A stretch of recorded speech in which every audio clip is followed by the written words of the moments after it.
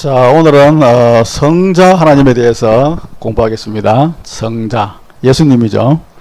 예수님은 원래 하나님이셨고 성자 하나님이셨는데 이 땅에 사람으로 오셔서 예수님으로 사시다가 지금은 다시 또 성자 하나님으로 계시죠. 자, 예수님이 누구냐?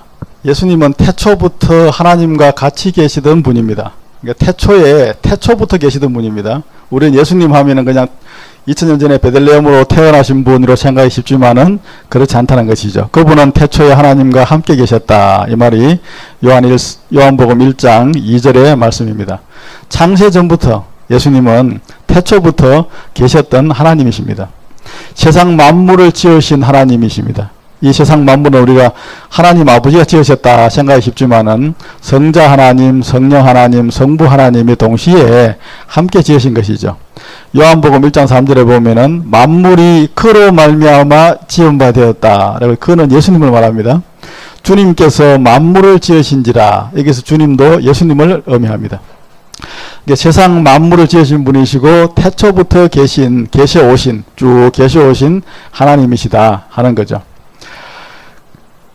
그 예수님께서 이 땅에 사람의 몸을 입고 오셨습니다.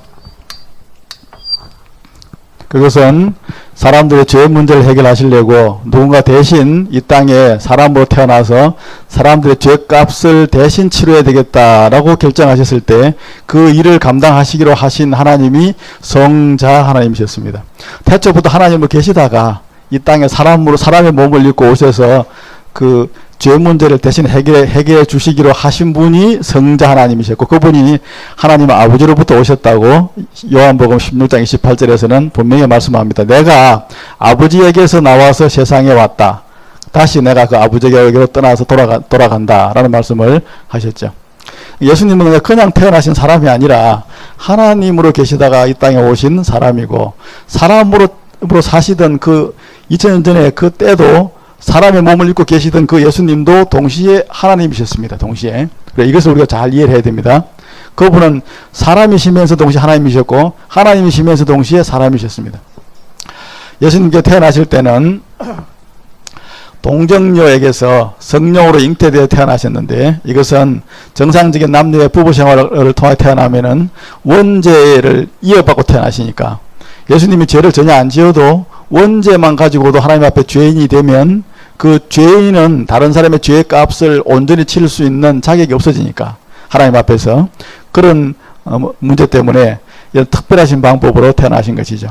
남자 아버지 요셉의 영향을 받지 않고 어머니 마리아에게서 바로 그냥 성령으로 잉태되어서 사람으로 태어나셨습니다. 아주 특별하신 방법으로 태어나신 이유는 원죄 때문에 그렇다 하는 거. 로마서에 보면은 사람이 태어날 때부터 죄인이라는 말, 태어날 때부터 아담이 지었던 그 죄가 우리에게 그대로 이어진다는 말씀이 있습니다. 그러니까 사람은 그것 때문에 그 원죄 영향을 받아서 그 죄인이 되는 것이죠. 그 원죄 때문에 우리가 일상생활에서 짓는 죄들을 자범죄라고 하는데 그 원죄와 자범죄 이 두 가지 죄 때문에 사람들을 죄인이라 이렇게 부릅니다. 일생을 살아가면서 죄를 한 번도 안 지어도 사람은 죄인입니다. 태어날 때부터 죄인이기 때문에.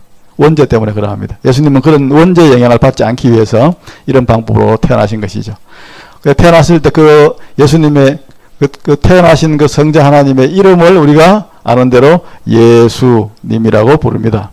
그 뜻은 뭐냐 하면 자기 백성들을 죄에서 구원한다, 구원할 자다 하는 그런 뜻입니다. 이름도 우리 예수님의 이름은 우리의 구세주로서의 이름하고 합당하시죠. 그런데 그 당시에 예수라고 하는 저 이름은 사실 아주 그 특별하고 독특한 이름만 아니었습니다. 유대 사회에서 일반적으로 그런 이름을 가지고 있는 사람들이 제법 있었던 것으로 그렇게 알려져 있습니다. 왜냐하면 저 예수라고 하는 저 이름은 구약 성경에 나오는 그 여호수아라는 그 구약 성경에 나오는 인물의 그 이름이 신약에 와서 예수라는 이름으로 바뀌었기 때문에 사실은 그 구약의 여호수아라는 그 이름을 사람들이 많이 선호해서 이름을 짓때 그렇게 많이 짓기도 했습니다. 자, 아무튼 그 이름을 예수라고 이렇게 불렀고 그분은 하나님이셨는데 그분은 이 땅에 사시면서 완전한 사람의 몸을 입고 있었습니다. 우리처럼 똑같이 피곤하면 주무셔야 됐고 배에서 또 시장길을 느끼시면 잡수셔야 됐고, 화가 나면은 화도 내시고, 막 성전에서 이렇게 채찍을 말아가지고 막 내려치시면서, 그게 일하던 장사하던 사람들 내가 쫓으신 그런 경우도 있으시고요. 나사로가 죽었을 때는 무덤 앞에서 눈물을 흘리시기도 하신 분이 예수님이셨습니다. 그분은 하나님이셨지만, 하나님께서 사람의 몸을 입고 오셨으나, 완전한 사람으로 오셨다는 것입니다. 왜 그랬느냐? 우리 모든 사람들의 죄의 값을 대신 치르려고 오셨기 때문에 사람이 되신 거거든요. 그러니까 조금 더 사람하고 차이가 있으면 안 되는 것이죠. 사람하고 똑같은 그런 몸으로, 연약한 몸으로 그렇게 우리 육신의 이런 몸을 가지고 오셨으나 그분은 동시에 또 하나님이셨습니다.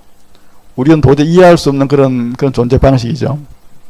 그러니까 하나님이시니까 바다 물 위에 이렇게 걸어 다니시기도 하시고, 죽은 야이르의 딸을 살려내시기도 하시고, 또 눈먼 자를 갖다가 이렇게 시각장애인을 고치기도 하시고, 오병이의 기적을 행하기도 하시고, 이런 일을 사람이 어떻게 합니까?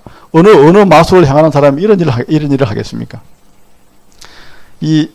예수님께서 바다 물 위에 이렇게 물 위를 걸으시는 이 장면을 보면 좀 신기하게 생각될지도 모르지만은, 바다 그 자체도 누가 창조했습니까? 세상 만물은 예수님 창조했다고 했잖아요. 자신의 창조물 위에 창조주가 걸어가는 거니까 이상할 것이 없다고 볼 수 있습니다. 죽음을 이기시고 병을 이기시고 또 이 모든 자연 질서를 이기시고 한 이런 모든 일들은 예수님 자신이 사람으로 계신 그 중에서도 그분은 그 가운데에서도 하나님이셨다고 하는 사실을 증거합니다. 그러니까 죄를 이기고 사망을 이기고 사탄을 이기시면서 죽음도 이겨내시는 그런 능력을 보여주신 것이죠. 자, 예수님은 완전한 사람이셨고 완전한 하나님이셨다고 하는 사실을 우리가 잘 기억해야 됩니다. 그런 예수님은 한 번도 일생 동안 살아가시면서 죄를 지은 적이 없으셨습니다. 아까 말씀드렸지만 죄를 만약에 한 번이라도 짓는다면 예수님은 우리 죄를 대신 대속할 희생 제물이 하나님 앞에서는 전혀 자격이 없어지기 때문에 원죄의 영향도 안 받았지만 살아가시면서도 한 번도 죄를 짓지 않으셨습니다. 히브리서 4장 15절에 말씀하시기를 같이 읽어보겠습니다. 모든 일에 우리와 똑같이 시험을 받은 이로되 죄는 없으시니라. 죄 지은 적이 없으시다는 것이죠. 아담 하와처럼 처음부터 죄를 지은 것이 아니라 일생 동안 예수님은 죄를 짓지 않으셨습니다. 그러니까 죄 없이 죄와 무관하게 일생을 사셔서 깨끗하게 원죄와 자범죄로부터 완벽하게 완전 무결한 그런 상태를 유지하신 채로 희생의 제물이 되셨기 때문에 하나님께서 보시기에 완전한 제물이셨습니다. 우리 모든 사람의 죄값을 대신 담당하기에 조금 더 부족함이 없으신 그런 상태의 그 몸과 마음의 상태를 유지하신 것이죠. 이렇게 예수님이 한 번도 죄를 짓지 않을 수 있었던 그 이유가 뭘까요? 예수님 자신이 누구이기 때문에 그럴까요? 하나님이셨기 때문에. 죄를 이겨낼 수 있는 능력이 있고 사망을 이겨낼 수 있는 능력, 사단의 유혹을 이겨낼 수 있는 능력이 있으시기 때문에 예수님께서는 죄를 짓지 않으신 것입니다. 그 하나님의 능력이 하나님으로 계시지 않으셨고 완전한 사람으로 계셨다면 예수님도 죄를 지었을 거 아닙니까? 살아가시면서 원죄는 없다 할지라도. 그래 되면 안 되니까 하나님 앞에서는 하나님의 그 능력으로 죄와 사망과 그 죽음과 그리고 사단까지도 완벽하게 완전하게 이겨내신 채로 십자가에 달리셔서 돌아가셨습니다. 우리 죄의 값을 예수님이 대신 치르시기 위해서 대신 치르시려고 우리가 저렇게 달려 죽어야 되는데 한 명 한 명이 모든 인류를 대신해서 한 분 예수님이 저렇게 깨끗한 희생의 제물이 되어서 돌아가셨습니다. 이는 그가 자기 백성을 그들의 죄에서 구원하기 위해서 그렇다는 것이죠. 이름도 예수이지만은 예수님이 구원하시기 위해서 십자가에 달리신 것은 모든 인류의 죄값을 대신하기 위해서 돌아가신 게 절대로 아닙니다, 여러분. 그렇게 생각하시면 안 됩니다. 자기 백성만을 위해서 돌아가신 거예요. 택자들만을 위해서. 예수님은 자기 양이 있고 예수님께서 십자가에 달려 돌아가신 그 효력이 미치는 사람들은 따로 구별되어 있습니다. 세상 모든 사람들의 죄값을 대신해 돌아가셨다는 건 틀린 말입니다, 여러분. 자기 백성이에요. 자기 백성. 이 부분에 대해 다음에 제가 한번 더 성경 공부할 수 있는 기회가 있을 때 더 말씀을 드리겠습니다. 택자들만을 위해서 돌아가셨고 그 예수님은 다시 제3일에 부활하셨습니다. 죽음 가운데 부활하신 것이죠.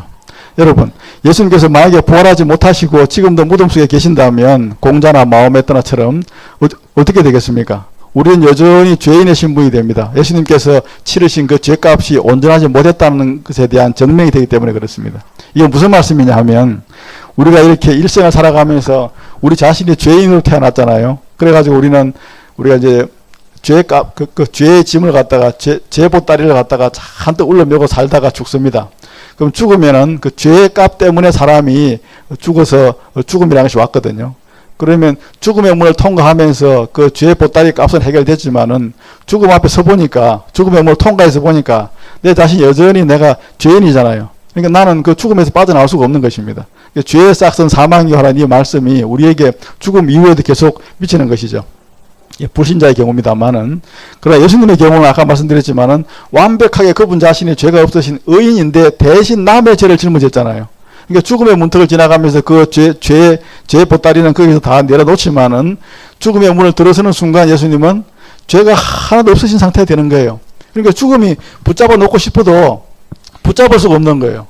왜냐하면 그분 자신이 죽음이 얽어매야 될 아무런 그런 영향을 행사할 수 있는 분이 아니기 때문에, 죄인이 아니기 때문에. 그러니까 예수님께서는 죽음에서 다시 살아 나오실 수밖에 없고 죽음도 예수님을 밖으로 밀어낼 수밖에 없는 것이죠. 그렇게 해야 예수님의 그 희생 제물이 십자가에 달려 돌아가신 예수님의 몸이 하나님 앞에서 깨끗했구나, 우리 죄가 완벽하게 100% 이렇게 다 하나님 앞에서 대속되어졌구나 하는 것이 부활을 통해서 뭐가 되겠어요? 증명이 됩니다. 증명이. 예수님의 부활은 예수님께서 십자가에 달려 돌아가신 것만큼이나 중요한 사건이에요. 그래서 우리가 예수님을 믿을 때는 두 가지를 믿는 것입니다. 예수님께서 돌아가신 것과 부활하신 것을 똑같이 믿어야 됩니다. 돌아가시면 돌아가시고 부활하지 못했으면 반쪽입니다. 그건 우리의 구원은 여전히 이루어지지 못합니다. 우리의 죄값이 대신 완벽하게 치루어지지 못했기 때문에 그렇죠. 예수님의 부활은 그런 의미에서 우리에게 아주 중요한 이런 의미를 지니고 있다 하는 것이죠. 고린도후서 15장 4절에 보니까 장사 지낸 바 되셨다가 성경대로 사흘 만에 다시 살아나셨다. 이게 분명하게 우리에게 말씀을 해주시고 있습니다.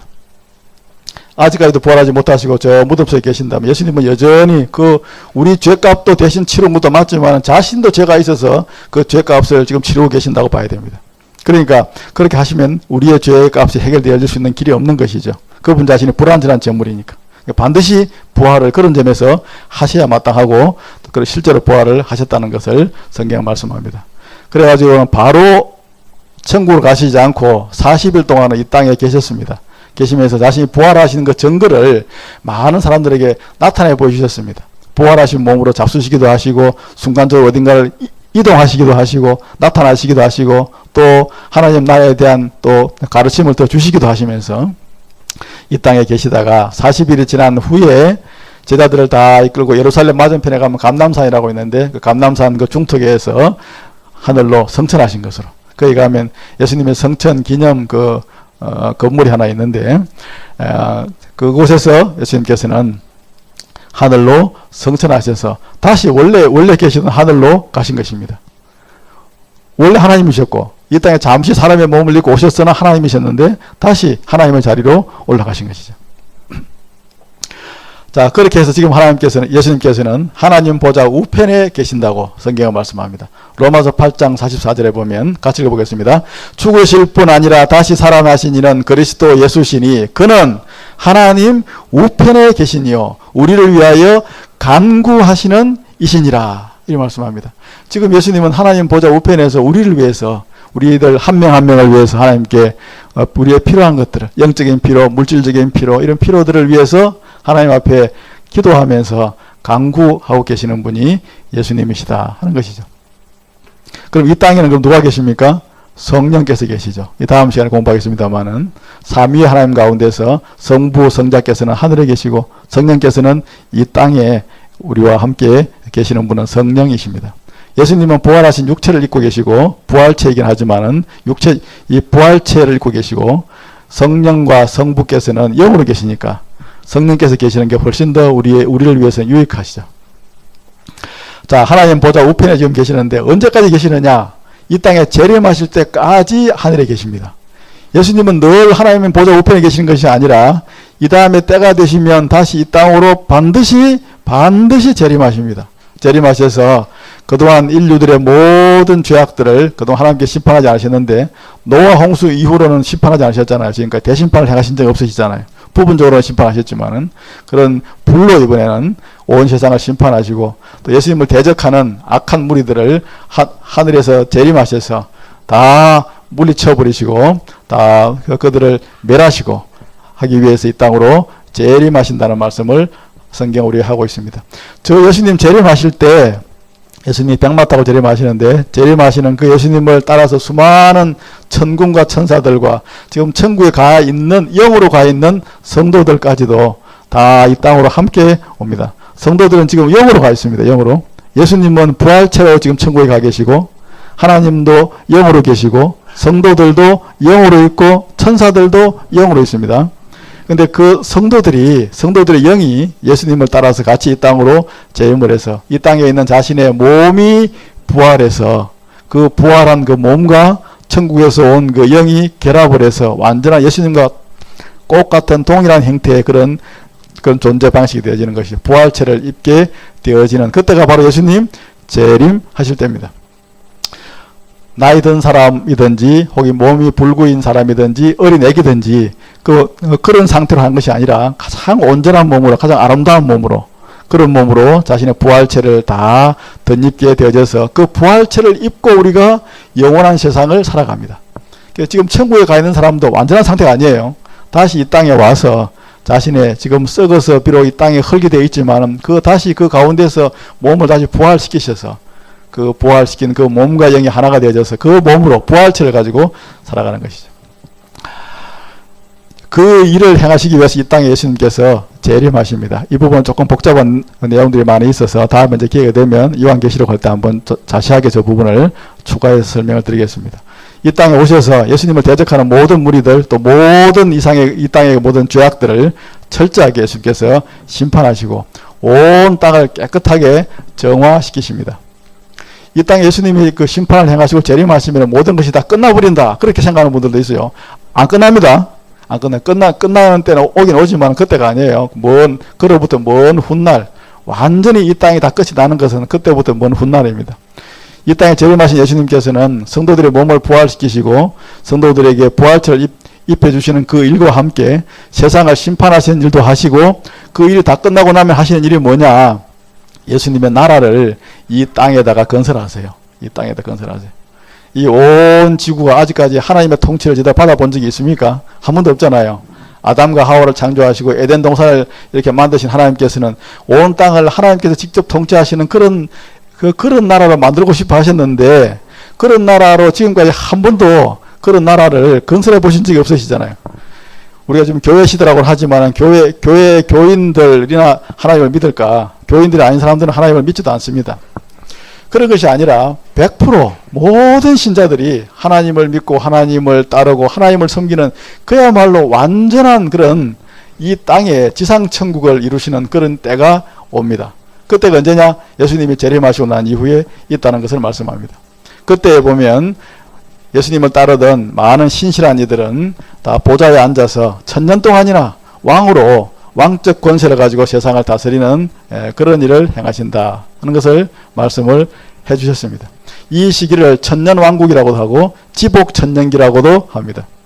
그래서 이런 예수님의 나라를 이 땅에다 건설하시는 이 시기를 거치고 나서 모든 성도들과 그 천년기 동안 태어난 모든 사람들과 모든 구원받은 사람들을 다 데리고 이제 최종적으로 새하늘과 새 땅으로 다 가서 그곳에서 영원 세계를 살고 그때 이 땅의 모든 것들은 불에 타서 다 없어지게 되어집니다. 그것은 앞으로 먼 훗날의 이야기고 그것은 요한계시록을 볼 때 우리가 볼 것인데 예수님이 이 땅에 재림하시고 난 다음에 하나님의 나라를 건설하신다 하는 부분까지를 우리가 잘 이해를 해놓으시면 되겠습니다. 그래서 예수님이 과거 하나님으로 계시다가 이 땅에 사람으로 오셨다가 다시 하나님으로 가셨다가 다시 이 땅으로 재림하시고 장차 예수님의 나라를 이 땅에 건설하신다 하는 이 부분, 이 흐름을 우리가 잘 이해를 해놓으시고 지금은 천국 보좌, 하나님 보좌 우편에서 우리를 위해서 기도하고 계신다 하는 점을 우리가 잘 이해를 해놓으시면 되겠습니다.